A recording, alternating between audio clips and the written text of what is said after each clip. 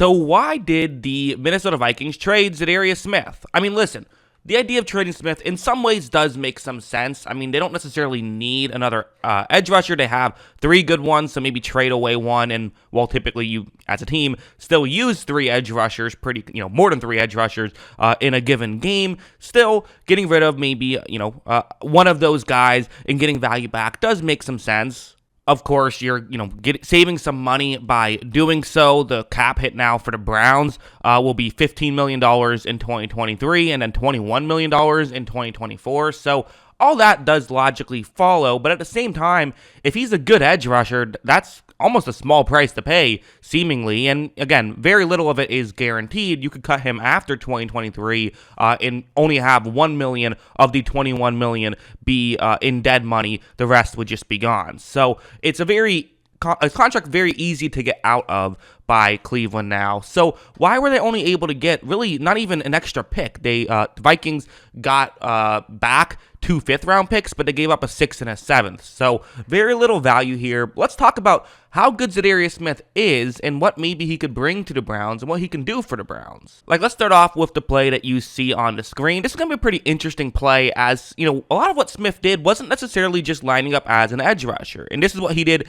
in Baltimore before he went to Green Bay, then Minnesota, and now finally Cleveland, is he plays all over the field. And I remember one of my early videos I made on this channel was sort of talking about how he's sort of an alien. He just, his skill set is so unique, and this play I think is going to show it off very well. Watch how right when this play begins, you see that explosiveness and how he's able to create contact against the center so quickly. So for a guard who's there, he still hasn't read that he should probably get over and block Za'Darius Smith at this point and help out his center. Maybe he still should have, but again, the explosiveness there allows Smith to get in position to make a play, and then watch what he's going to do with it. Watch him use the power that he has to push the center back and get to Murray for the sack. That is what Smith can do. He's just an incredible athlete, and he uses that athleticism so well, and you don't just have to use him in one specific way. You can use him in several different ways. He's an edge rusher, right? That's what he's known for, but that's not all he can do, and I definitely think Cleveland will be creative with him. You also have something like this, where, again, he's going to be lined up on the inside, and at this point, he's almost lined up as if he's an off-ball linebacker who could be blitzing, right? I mean, Minnesota has 4 other players who are lined up on the line looking like they will be rushing the passer, and so for the center for Arizona, he doesn't even know if Smith will be blocking him or not, will be rushing the passer or not. Again, watch Smith's explosiveness and watch his hands and how he's able to basically not allow the center to get, really slow Smith down at all. It was that swipe of Smith's right arm that was allowed him to get sort of towards that gap and eventually get to the quarterback, Kyler Murray. So it's, again, really good stuff from Za'Darius Smith.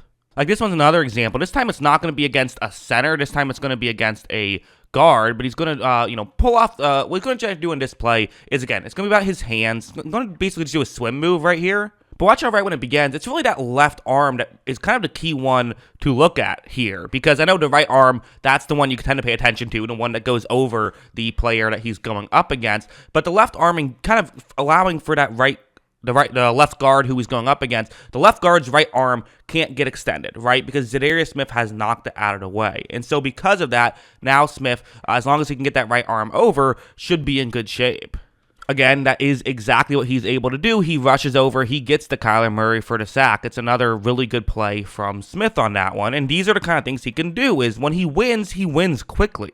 One of the things that I think we should talk about is I think with analytics, I think we've done a lot of great things with analytics. I think that stuff has really helped us understand the game better. And one of the things that we've done with analytics is look at pressures more so and kind of, how often are you consistently getting in the backfield and, affecting the quarterback, as opposed to how often are you actually getting a sack and things of that nature. But one thing I like about Smith is that when he gets his pressures, he can also get them quickly, and there is added value in that. Right? I mean, not all pressure has the same amount of value, even though I think it's better to look at pressures than it would be to look at sacks. I think, again, I always say the best way to evaluate a player, even as someone like me who likes analytics and thinks they're very good, still the best way to evaluate a player is to have film study be at least a very large part of your evaluation, although I like to look at both. That's kind of how I view it. This play is another good example because, again, he can be very effective in the running game as well, and this will be an example of it. It's going to be, what's going to happen is the quarterback, it's not Tua on this play, it's actually Skylar Thompson,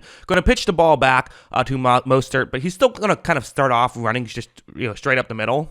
But really, for Smith, the thing to watch will be the tight end who's going to be flashing over to block him. That's how this works. So right at the bat, you're going to see, again, good footwork here by Smith to avoid the main contact on that block by the tight end. So he's in pretty good position. But, okay, for a running back, especially a fast running back, you're in this situation.